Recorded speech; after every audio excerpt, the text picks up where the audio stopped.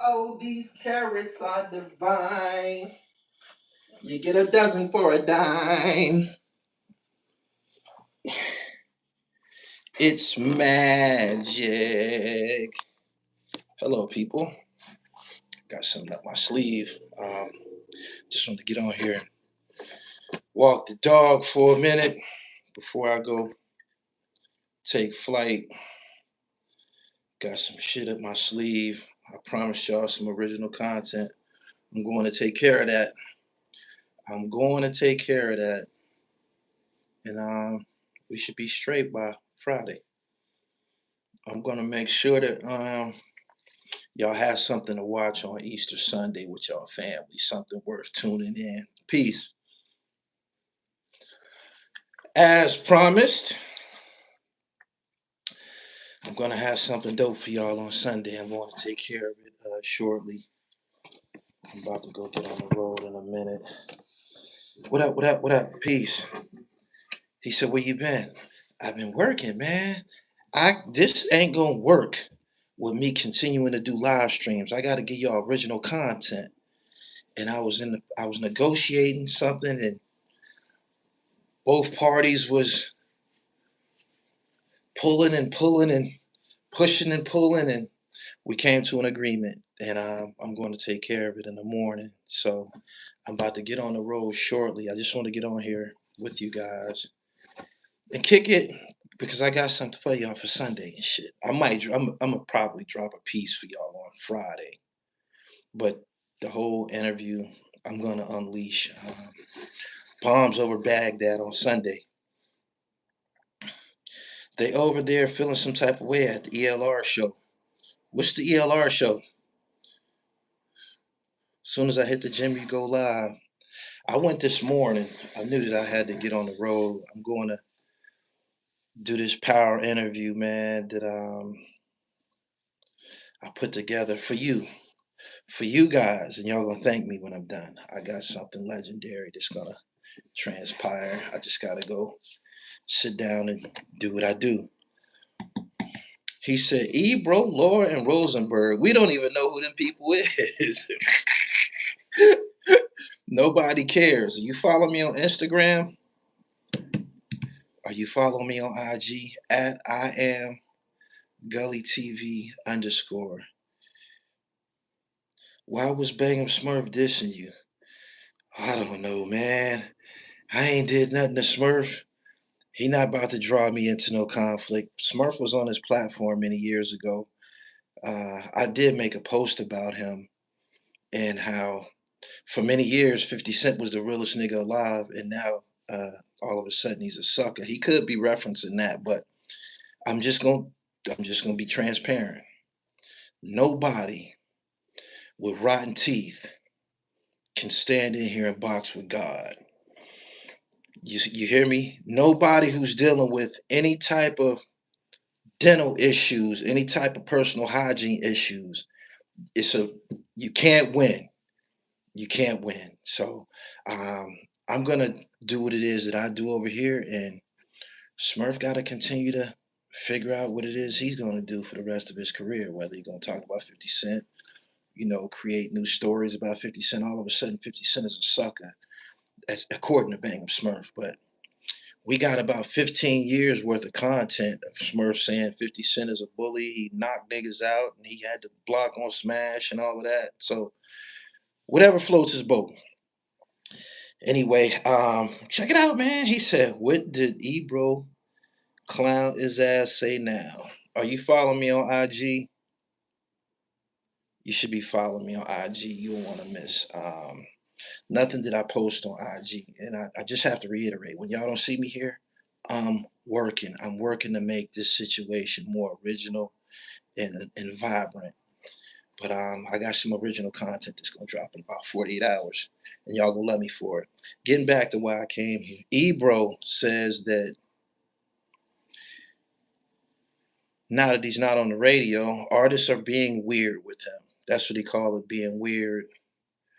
A lot of people are saying that it's nothing more than karma. They say that the same people that you see on your way up are the same ones that you're gonna encounter on your way back down. And Ebro wasn't a nice person in regards to hip hop artists, man. When he was up there with all of them big wigs, he had his situation on the radio. Couldn't tell him nothing. Couldn't tell him nothing. He had his expert opinion, meant everything. But now he's on his way back down, and well, he is down. He's off the radio. They got fired, and him, Rosenberg, and Laura, they're being confronted with some of the same things that we go through as content creators. Original content. There's no show without the artist. And that's why you haven't seen me in a couple of days, because without the hip hop artists, without the entertainers, there's no show. I've been making sure that I secure that for you guys. But Ebro, it's shocking to him. It's shocking to him that he's having these problems. Once social media and Instagram came into play, people didn't, well, they felt that they didn't really need media outlets like that anymore, because after all, if you got 100,000 people following you on IG, you have an audience. There you go. um,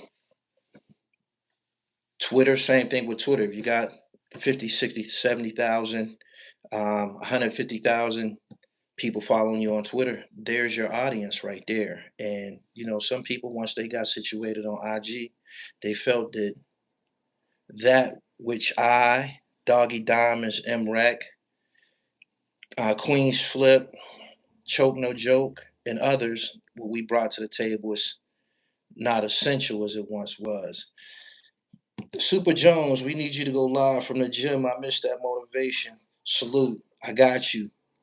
I got you. I got you. I got you. So yeah, man, what I was saying, right? Um, Shout out to Independent Dope. That's who Super Jones is. There's people, well, artists, they feel that they don't really need our services like they once did. There was a time, I've told y'all this many times, that they used to email us and contact us when they had listening parties, when they had a new album coming out, when they had a new project coming out, when they were introducing a new clothing line, a new business venture, a new artist. Before the ball started rolling, we were a part of the rollout. It's not like that anymore. You got to kind of apply yourself a little bit more. Ain't no emails coming in with somebody saying, yo, you are cordially invited to this listening party. It don't really work like that no more. They make an Instagram post and that's the end of it. Ebro seems to be uncomfortable with this reality that people aren't as receptive to him as they once was. I told y'all when this happened and he had to come to YouTube, he was going to learn real fast. You a little nigga. You a big dog on the radio. You're a little nigga on YouTube. You got to start from scratch. Nobody cares about what you did. Nobody cares about what you did on the radio, man. That was your superpower, the radio. Ain't nobody coming to see you, Otis. ain't, no, ain't nobody coming to see you, man. You're not in demand. You're not. You happen to have a reputation of being actually having that, kind of like a nasty disposition. That's the conclusion I drew without never even meeting the man. I never been in the same room as Ebro, but just listening to him speak and he has a very disconcerting, nasty attitude. He does. And he said to somebody that he's known for 30 years, he reached out to him and said, yo, I want to invite you on a show. And this person who he said he's known for 30 years told him, send me an email and tell me a little bit more about the show. Tell me what it is that you're doing. He didn't like that. He didn't like that. He thought his name and his resume alone was enough to draw some talent to his platform. But it's not like that. It's not. There's a lot of different people who bring different things to the table, and Ebro, you're just not one of them. You're not. You got to start from scratch, and it's kind of late in the game. He should have had made a social media wave years before he left the radio.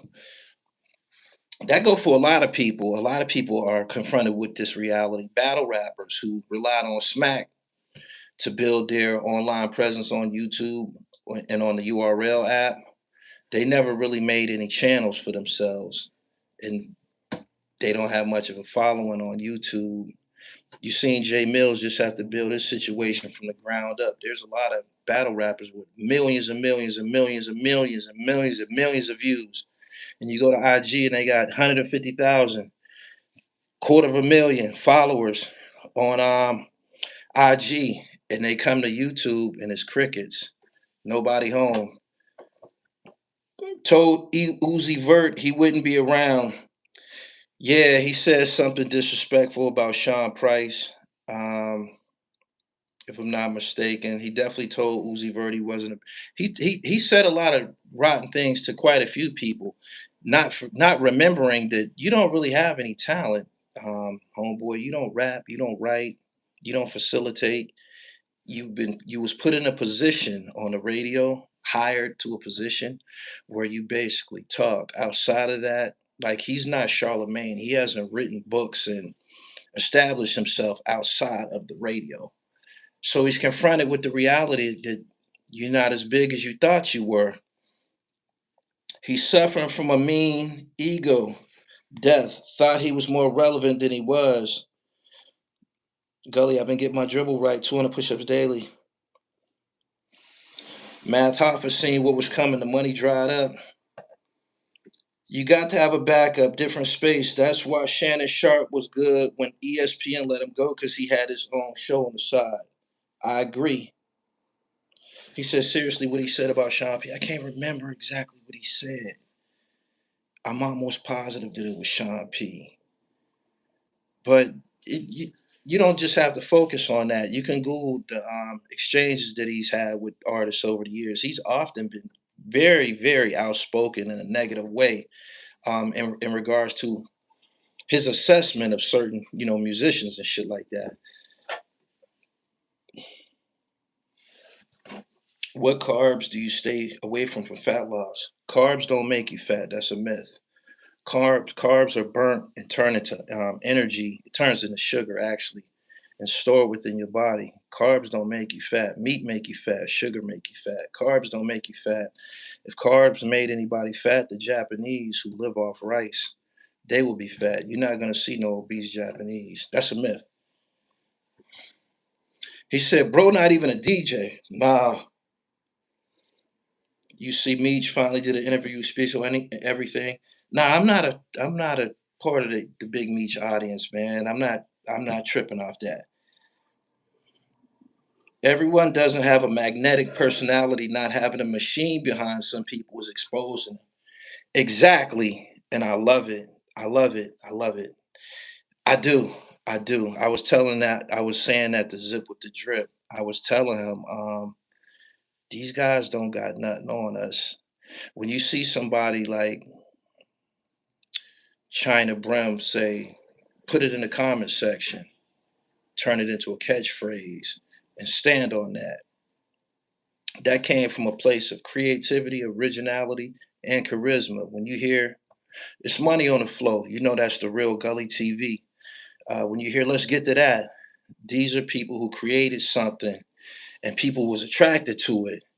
You know what I'm saying? But you got to be blessed with the charisma to come up with something that will attract people. Just being on the radio, that's not enough. It's not.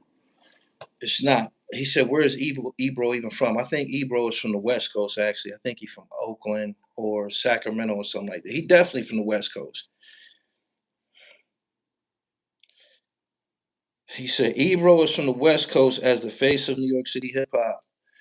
Somebody said Oakland. Not no more. Not no more. Once he got fired, he getting slapped in the face with reality. Go on my Instagram page and look at the post and read the comments. It's all type of niggas in there commenting on that shit. People was waiting for their day to be able to hit back. When you're a part of a machine, like he was a part of that machine, that media machine on the radio, he felt that he was untouchable. That's not the case though. This will not function without the talent. I don't rap. Some of y'all ask me where I've been. Trying to get some fucking rappers, some original ones, that you haven't seen yet, some original talent, and I got it. When I get up off here, I'm getting on the road. My bag is already packed. Shit.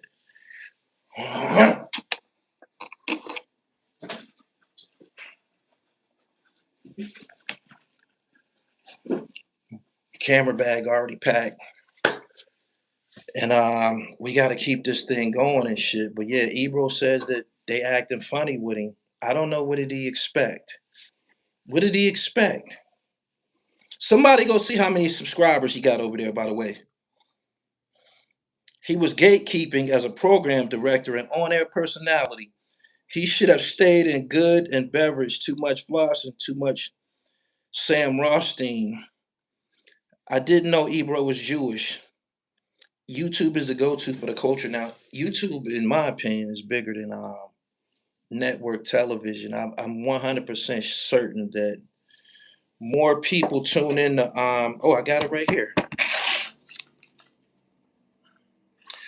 I got it right here. 2.58 billion monthly users on YouTube and 122 million daily active users. Those are the numbers. YouTube is, I believe YouTube is much, much more popular than actual television. I mean, if it ain't sports, I can't tell you what I watch on TV. I watch the news. I watch that terrible. I watch a lot of documentaries. I wanted to talk about this too. I might as well do it now. YouTube is definitely bigger than television. So if you're trying to establish yourself on any level, in any level of commerce, you got to come here. You got to come here and establish some digital real estate. That's what they call it. Did anybody in here? Did y'all see the Lamar Odom documentary? It's called Untold. I wanted to talk about that. I was disturbed by that. And this,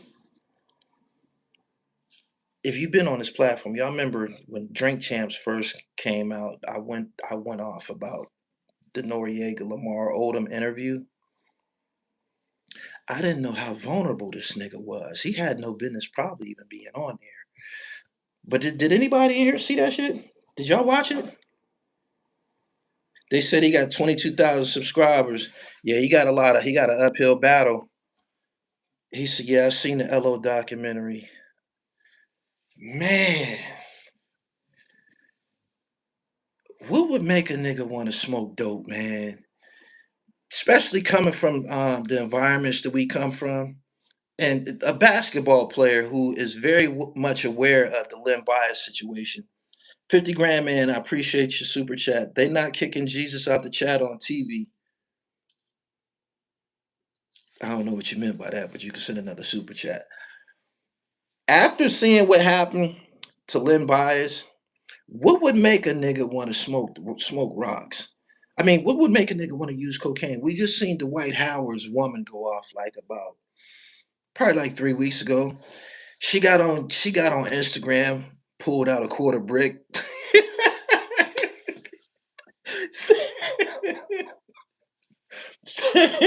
said that it belonged to Dwight Howard. You got Lamar Odom. When everything was going on with Lamar Odom, I was building my company. I was building myself up. It cited the years that a lot of this shit was happening between like 2011 and 2013. I was knee deep in the streets doing interviews, traveling, way too busy to keep up with what was going on with Lamar Odom. I remember hearing that he was overdosing. I had heard that a couple of times, but I wasn't tuning in to everything that was going on with him.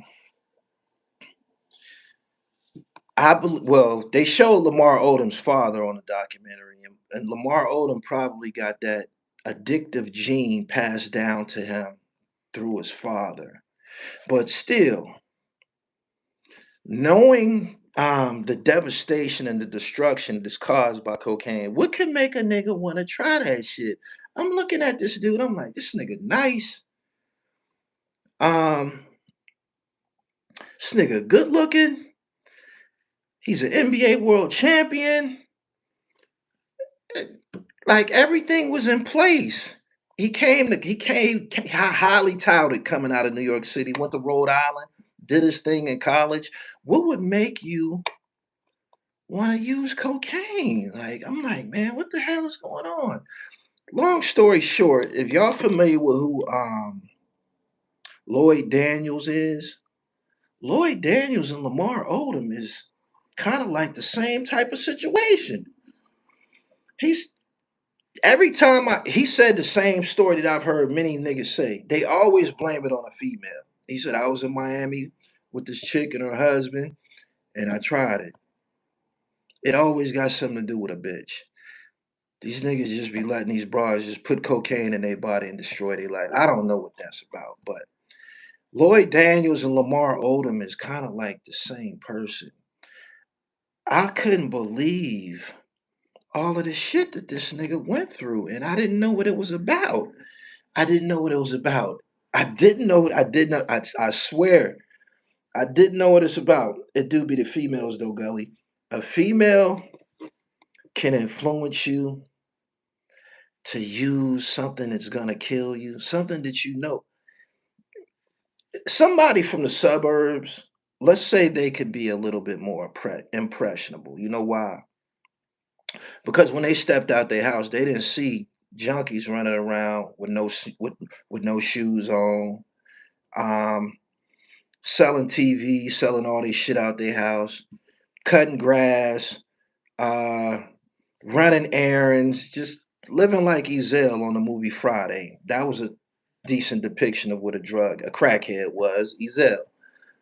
Somebody who come from where we come from, we familiar with what this shit is gonna do to you. We've seen niggas' moms turn to prostitutes. She was just beautiful growing up. Now she's sucking everybody dick in the hood for rocks. We seen that. We seen niggas work nice jobs, go to the military, come home, got nice things, nice watches, cars. They sell all their jewelry. They rent their cars out to the neighborhood drug boys, and it's just total destruction. But a person from the suburbs, they not really in tune with that reality because they don't get to see it every day. Lamar Odom is from Queens. I know he was exposed to this shit. I know he's seen it. Not only that, his daddy was a drug addict. So what would make you go down that road? I didn't understand it. I didn't know Lamar Odom died a few times. A dude who didn't come up getting cooperation from women can easily be influenced. Let's build on that for a minute. I was thinking about sometimes um, let's reference professional athletes. Somebody like Lamar Odom, he was tall in school, probably been privileged and had the world laid down to him because of basketball his whole life. He probably never really had to holler at any bras. They all over him.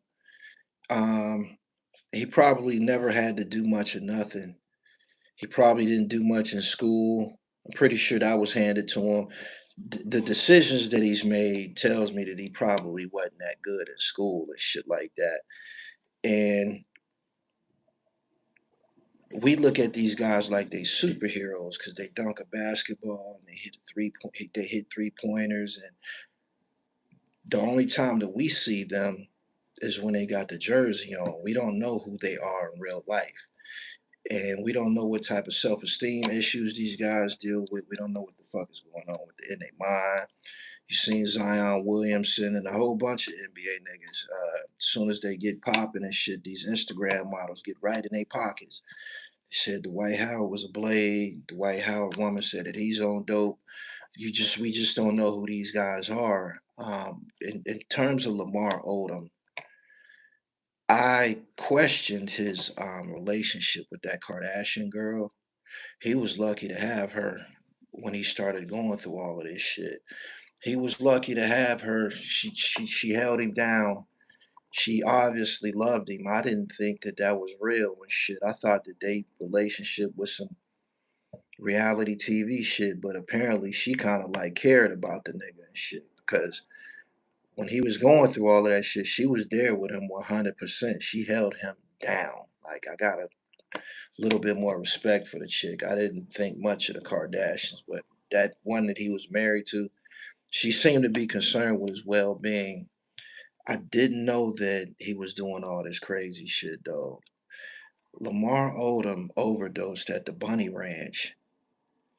What are you doing in Nevada buying pussy, my nigga? What are you doing in Nevada buying pussy? Why did you go way out there in the desert to buy some pussy? How, it can't be that bad. You're an NBA champion. You good looking. You from New York City. You dress nice. What are you doing in the desert with them old white women, man? This nigga went in the desert. I learned from the documentary the prostitution is not legal in Vegas, in Las Vegas. It's legal in like the state parts of the state of Nevada, but not in Las Vegas. So if you want to go to one of them places where prostitution is legal, you drive out into the fucking desert. It's like tumbleweeds and shit out there. He had them. He called them, had them pick him up and take him out there. This nigga, this nigga took like 12 gas station pills, almost killed himself. This nigga had 12 seizures and 4 heart attacks. I didn't know they had to teach Lamar Odom how to walk again.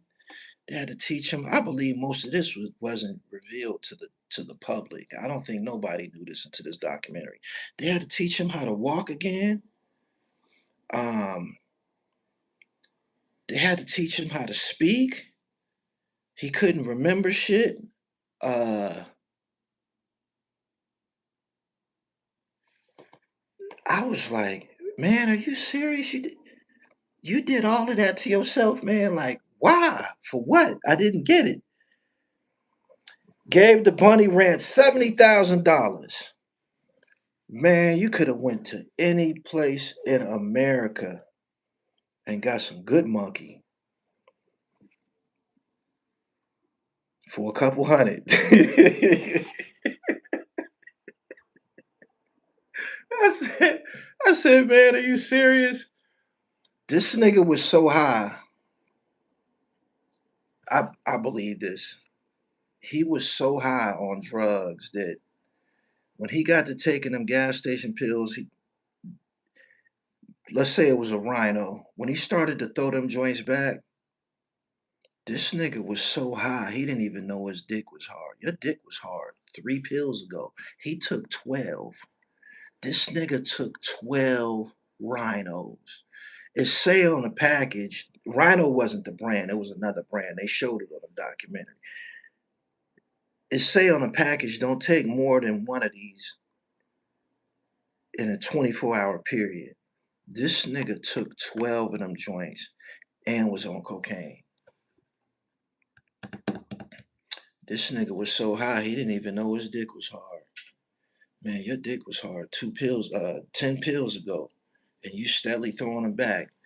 Long story short, man, he almost killed himself. And listening to him, I think he's still not right. I think he's still like a fragment of the person that he used to be.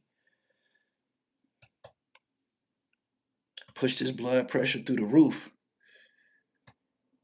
He been talked about all this in interviews. I don't know if he gave that many details because if he spoke about it in the interviews, he wouldn't have had, reason to put it together in a documentary and shit. And not only that, a good part of the documentary was his children, his baby mom, and Chloe speaking about, the place that they held in his life.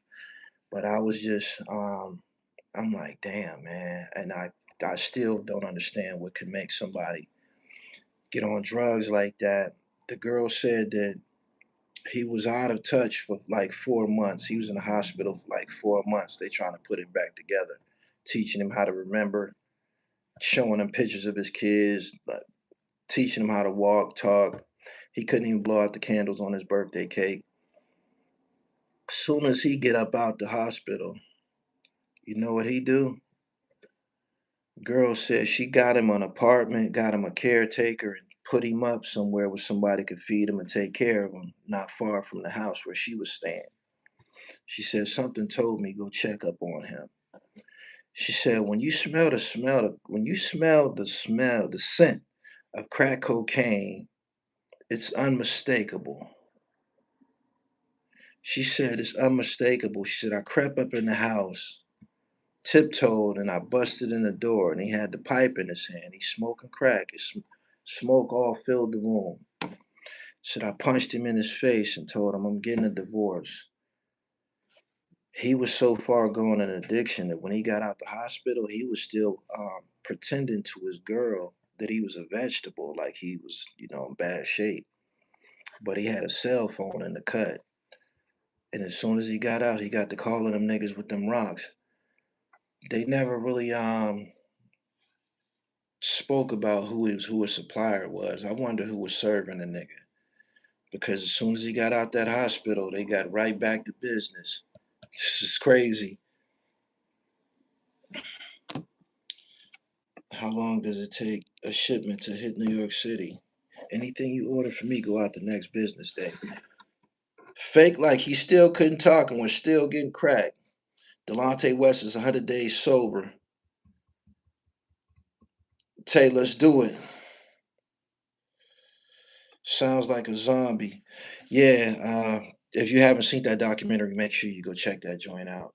Another thing I wanted to talk about on here tonight was Brandy's book is out. Brandy was doing a lot of fucking. She was. Brandy was doing a lot of fucking, man. God damn. Brandy's book is out, and she revealed in the book, she said that Wanye Morris from Boys to Men took her virginity at 16 and he was 22. When you say take, sounds really, really bad. I believe you gave the pussy to him. Ironically, Wanye Morris already admitted to this on the Breakfast Club. Did y'all know that? He already admitted to it on the Breakfast Club some years ago, 2014. He got on the Breakfast Club and he told the story. He talked about it. He said she was 16 or 17 and they laughed about it. And it wasn't no stigma attached to it. I just want to say that we keep seeing these incidents, especially when somebody decides to write their book. They want to put something very shocking in the book and they reveal shit like this. I just have to say this. Brandy was famous back then. She's famous now. She was popping back then, right? She was 16. She said he was 22. 16-year-old girl don't want nothing to do with no nigga her age. People need to just go ahead and admit that. 16-year-old girl, she's famous. She's 16 and famous. She not trying to fuck no nigga her age, especially if he ain't famous. She's exposed to all this shit. She around all of these niggas and shit like that. She don't want no regular nigga. She want a star. And she said she did the thing with him at 16. And for whatever reason, it's not, a lot of people ain't talking about it because he already admitted to it in 2014. Yeah, 2014. But I said to myself, I said, damn, girl, you was doing a lot of fucking. She was doing a lot of fucking. Something else that it made me think back to her music. I'm like, the songwriters that was writing them songs for her and Monica. I just seen Monica's documentary a few months back, her unsung documentary.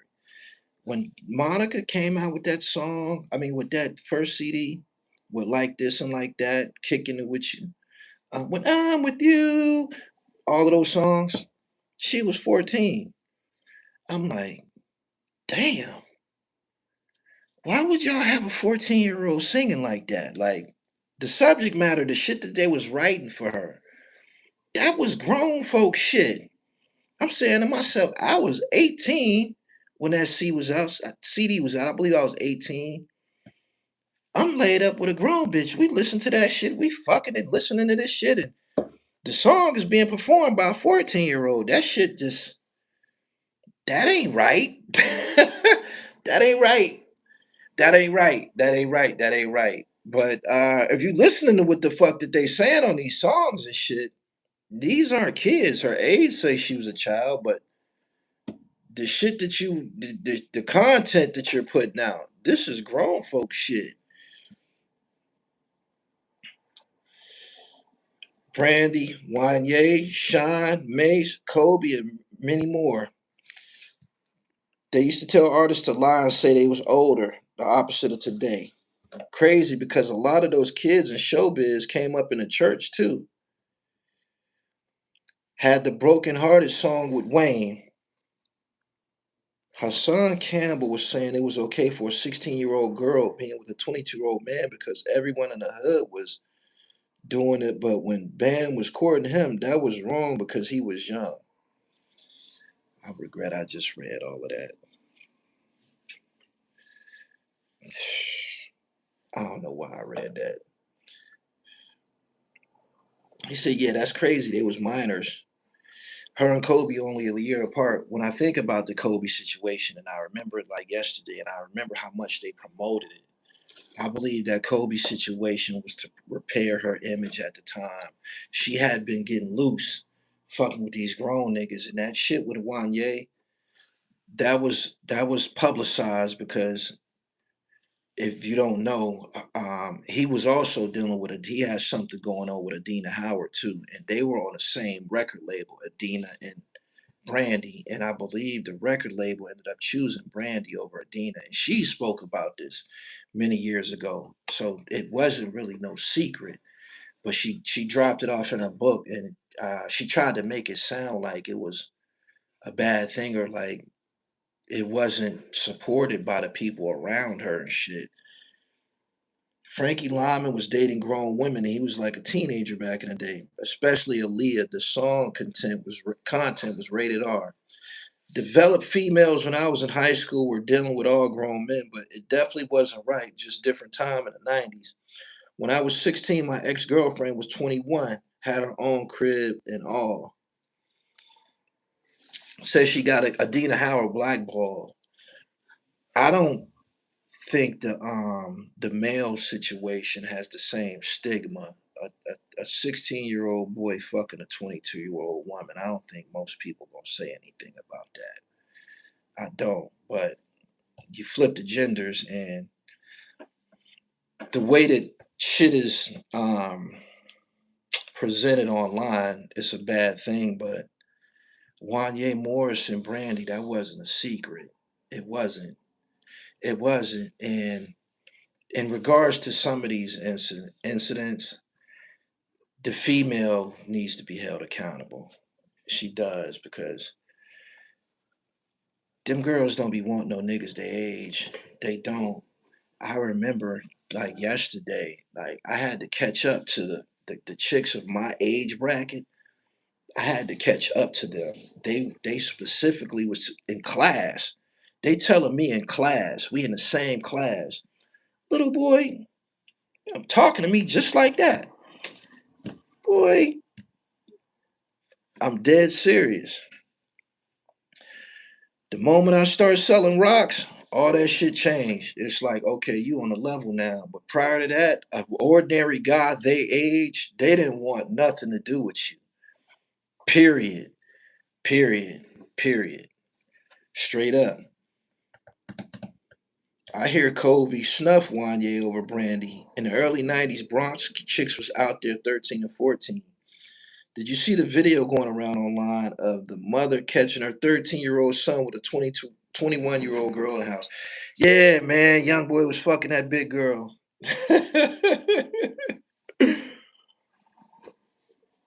I'm a boy. I'm a man now.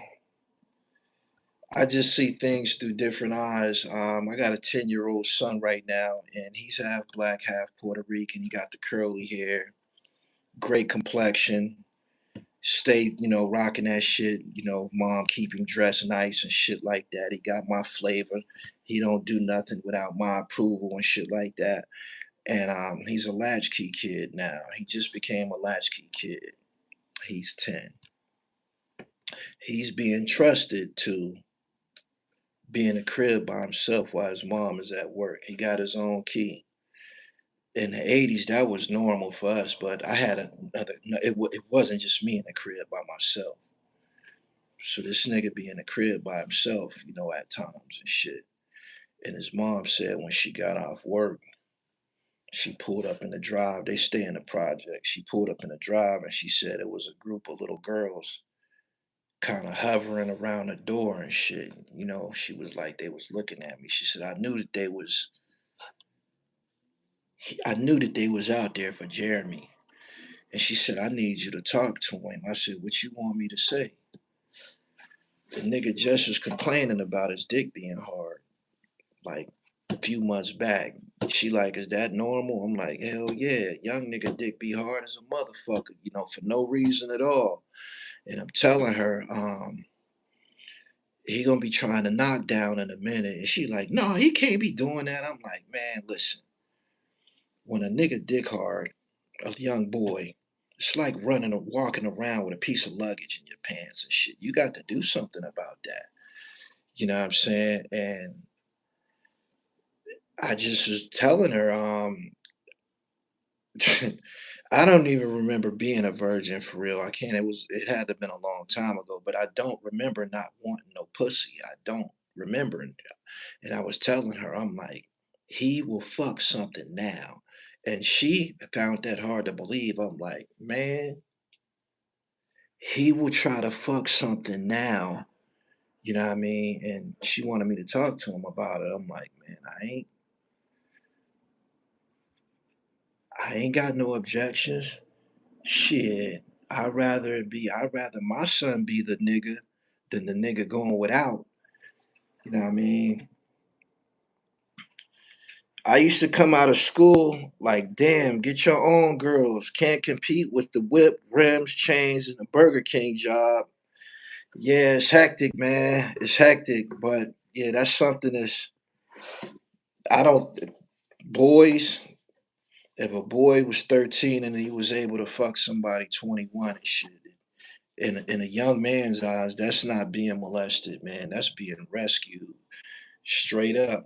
Straight up. I see things going on in schools. Teachers be fucking the hell out of young boys in schools and shit now. I'm like, man, bitches wasn't fucking us.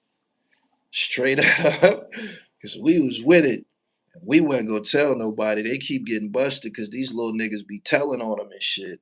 And these teachers is a lot more good looking. These social media age teachers, these teachers twerking and all that type of shit, got fat asses and shit like that. Like, shit. When it's a good young girl, it's something totally different. But a boy, I don't really buy the philosophy of a boy being molested by a woman, an older chick. Like, if an older chick that fucked a little boy, shorty, you done came up, my nigga. For real. For real. He said teachers be 23 and horny too. He said lecture him on wrapping it up. I don't think the nigga can fit a condom yet. I don't know. He's 10 years old. He can't have a whole lot of dick yet. Condoms is for men. For boys coming of age to get some mature kitty. Yeah, but his mom wanted me to say something to him. I'm not. Um, if you watching me and you got daughters in the Harbor Homes and they between the ages of 10 and 13, my son is on the loose, man. Protect your neck, protect your coop, man. My son is on the loose out there. He said, "What was these teachers at when I was in school?" I don't know. Make sure y'all subscribe to the channel. I got some original content for y'all. I'm going to do that when I get up off of here, man. I'm very excited about it. I actually have anxiety when I'm going to do a big interview. I be wanting everything to go off without a hitch. I be wanting everything to be perfect, but I studied this person. I did my research. Now I just got to sit down and put it into words and shit. Shout out to everybody involved. He said, "You funny." I'm a realist, man. I got here by being real. Brandy, Brandy was 16. Wanye was 22. Wanye was famous, part of Boys to Men. Don't you know that girl wanted that nigga? She did. She didn't want nothing to do with nobody in her class. She didn't want nothing to do with no 16-year-old. Her song was "I Want to Be Down." You know what I'm saying? What you think she was talking about? She was talking about sexual provocative shit. So something is gonna come with that. And the niggas whose names was attached to her, Them was all like A-list niggas in their day. Fredro, Kobe Bryant, Wanye, Mace. Them is niggas that probably had they pick and shit. You know what I'm saying? So trust me, she was with that. She was with that. For real.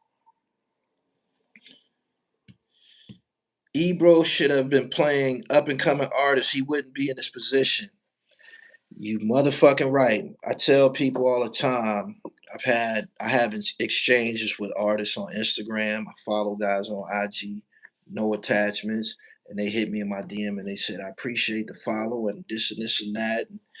And I tell them, man, it's my job to see who's the next guy up, man. 2 weeks, 3 weeks, a year from now, you can be Kanye West. You know what I'm saying? You could be the next 38 Special. There was a time when them niggas was regular guys. Can't be worth, can't be me, won't be us. I appreciate your super chat. Thanks a lot. Shine and Mace just talked about how they both wanted her on the show the other day. She was popping, man. She was the hot joint. This is the world that we live in, man. It's gonna be frowned upon. She put it in her book as if it was supposed to be. I don't know what type of reaction she was looking for when they speak about the kiss and tell thing. Guys do it, but women do it just as much. They do.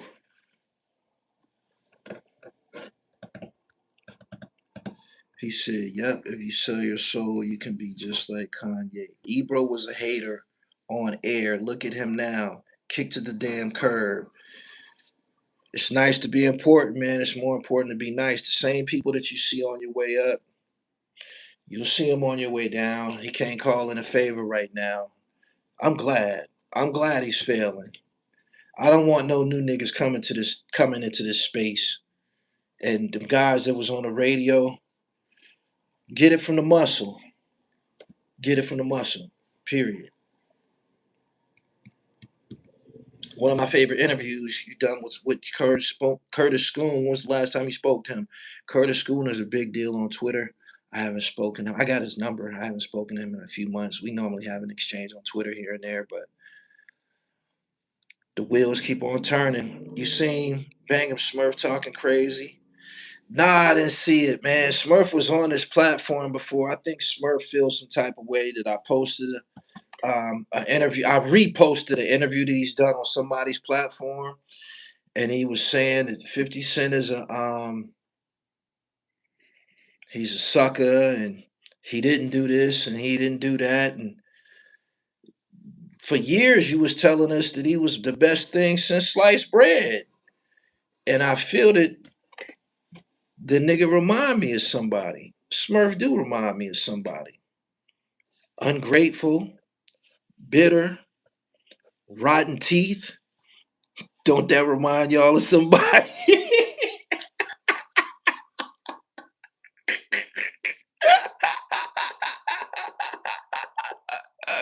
Oh shit.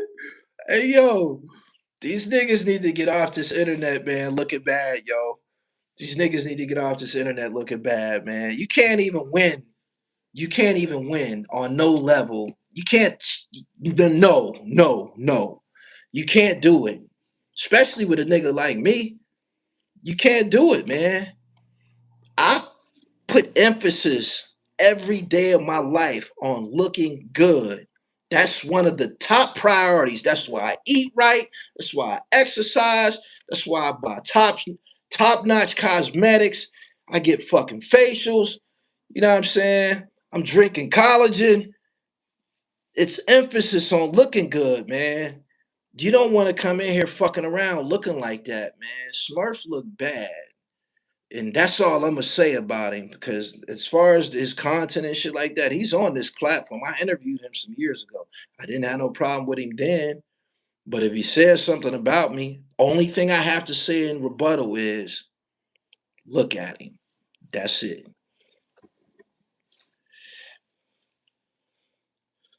What cosmetics would you recommend? I need some shit. I just started using 100% natural deodorant. The deodorant that I'm using right now is made of mango, pomegranate, and something else. It's $16 a stick. I stopped using Degree. Most deodorants have aluminum in it, and I'm trying to move away from that.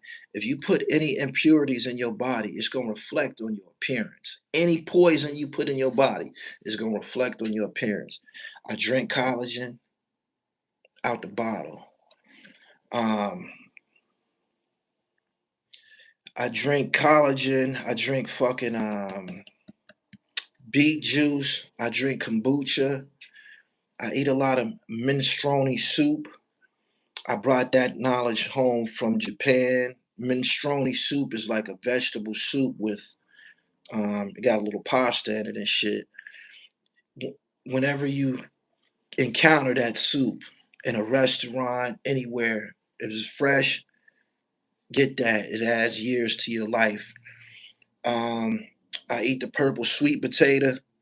That's something that the centenarians in Japan, in Okinawa, Japan, they eat that. You can find that at your Whole Foods or Asian market. Kombucha is a fermented drink for gut health. All the poisons is inside of your gut. That's why you hear the term gut health. I eat pumpkin seeds, a variety of different things that remove parasites from the body and shit like that. When you see a nigga and he looking all fucked up, like Smurf, that he don't got no reason to be looking like that. You know why?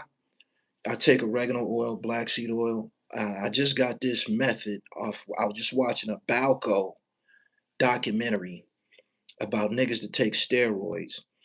I don't take my supplements oral anymore. Swallow them, I don't. I put it under my tongue. I put it under my tongue. There's veins, arteries located right below your tongue that will take the nutrients and go straight to your bloodstream. When you put it in your body, when you swallow it, it goes through your digestive tract and you're not getting a potent dosage because it has to metabolize and shit like that. When I take TRIFECTA, this is for y'all that's on TRIFECTA now. I open the capsule up and put it below my tongue and I let it sit there for a minute. Then I throw something back and swallow it. Black seed oil, but underneath my tongue. Oregano oil underneath my tongue. Fucking every day, first thing in the morning. Cayenne pepper and lemon shots. I'm giving you the dribble. Back to Smurf. Smurf lives in the islands. Smurf could walk down the street and pick out a fucking mango out the tree. He can walk down the street and he might get hit over the head with some soursop. He lives in the islands. There's no reason for him to look like that. There's no reason for him to look like that. There's absolutely no reason for him to look like that. I'd look godly if I lived in the islands. Straight up. He said, yeah, it's full of herbs when he lived. He can get it all for free. It's growing on fucking trees and shit like that. There's shit over there that's banned in America. I mean, they don't even sell in America. You got to go to a Rasta spot or an Asian market and try to catch some soursop. They don't want that shit in America because it killed cancer cells. You dig? Where he at, he can pick that shit out of a tree. Bugging. He said, okay, back to Smurf. I don't got no quarrel with Smurf. I don't think he's a chump. I ain't gonna get on here and call him a bum. I would be damaging the content that I did with him on my platform. He don't like that it's my job to point out any funny shit that's going on online. If I see it, I'm gonna say something about it. I brought y'all here tonight to talk about Ebro. Ebro's whining, saying that artists are acting funny. They don't want to come on his platform. Ebro, do it by yourself. China does it by himself. Zipper the Drip does it by himself. Doggy Diamond does it by himself. MREC does it by, well, MREC has a guest every now and then. You ain't got no charisma. You ain't got no traction powers. You ain't got no melanin. You ain't got no melanated gift in your body. Something wrong with your neck, nigga.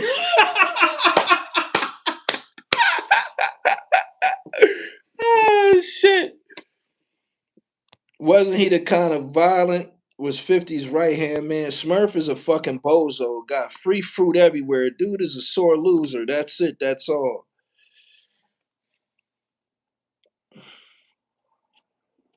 Smurf was waiting 25 years for 50 to throw him a bone. My Vietnamese neighbors grow soursop when I was a kid. I always wondered what it was. They walk and stretch in groups every morning during sunrise. It's at the gym I go to. It's a she's the Chinese or Vietnamese or Japanese. She's from Asia, of course. She does wide grip pull ups. I swear to God. I swear to God, I couldn't believe it. She does wide grip pull ups. She might have been a gymnast when she was younger. She's 65 or 70 years old. I couldn't believe this shit. But this is a testament to if you take care of yourself the whole time, you will age gracefully and shit. You will.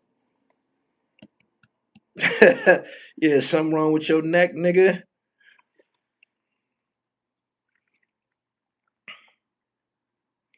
He said, do Kegels, guys. It worked for me. You want to do stationary squats for your legs. When a person starts dying, they start dying from their feet up.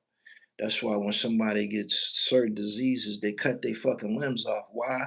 Because the limb is dead or dying, and they don't want that poison spread through the body, so they do an amputation. You know what I'm saying? But take care of your legs, your feet, your toes, and shit like that. It's important. A lot of artists don't like Ebro, and Ebro made a lot of enemies. He did. He did. He did. He's a rotten dude, man. Not to mention, this ain't a friendly sport. These niggas ain't no good in this fucking. They've showed us. There'd be a lot of cutthroat shit going on in this media space. It does. I don't know why he thought that he was gonna, leave the radio and find some dynamic success on YouTube. We already got niggas situated online here, pimp. A lot of people already got they a lot of people already got their cup being filled daily and shit. There's not even no room for you and shit. You know what I'm saying? Like Ebro got about as a chance as some of you niggas in this chat who got y'all on. Y'all got about the same type of opportunity as Ebro. All you got to do is outwork him. Let's push him out of this shit. If you subscribe to his channel, go and follow that nigga. Let's push him out of this shit entirely. Let's send that nigga to door dashing.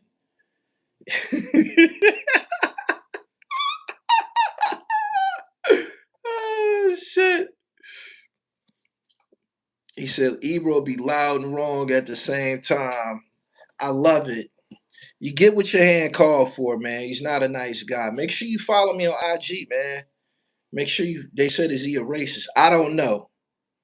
But based on his disposition, he might feel some type of way about niggas. There's people amongst us that don't like niggas. Seriously. I don't like niggas all the time, so I know a motherfucker like him don't like niggas. It, it wouldn't surprise me. For real. Rest in peace to Jaja. I seen old pictures of her when she was feminine and she died and she was a studly. And I said, damn, I wonder was she a studly the whole time and they was dressing her up to look seductive and pretty when they when she was Jaja and shit.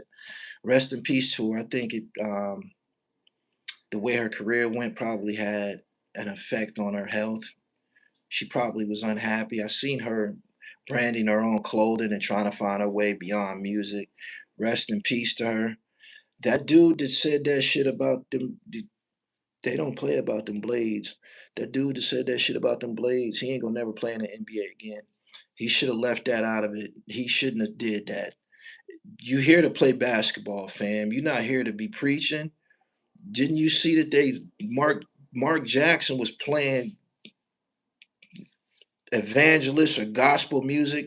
I don't think it was gospel music. He was playing something religious in the practice facilities when he was coaching of the Golden State Warriors. He lost the job and he ain't got hired since behind that shit. There's certain things that you just got to leave away from sports. It probably would be your political views and maybe um, some of your personal ideology. Shorty shouldn't have said that. I heard that he's locked in a contract. They're gonna pay him, but he probably ain't gonna play in the NBA no more. It's not like he was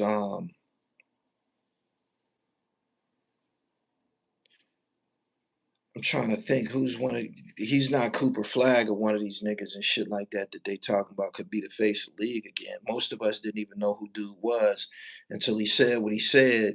But he shouldn't have did that. He never gonna play in the league again. And then he start talking about Steph Curry ain't a Christian and shit, man. That ain't your business, man. Why are you worried about that nigga? You supposed to be here scoring points and shit like that. But he didn't fuck his career up, man. That's been my hour. Ebro is in the gutter, and we happy. I am. Subscribe to the channel, hit the bell so you get the notifications. I appreciate y'all coming through here tonight. I wanted to kick Ebro while he down. I did. I wanted to give Ebro the K Shine kick.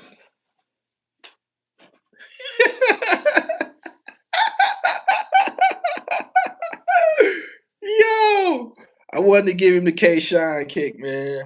He was a rotten dude when he was in power, and you get what your hand called for. Before I leave, I want everybody to always remember it's nice to be important, but it's important to be nice. All right. Instagram at I am gullytv underscore. Go to the website, get that trifecta. It's gonna make your skin glow and your dick grow. Trust me. Peace.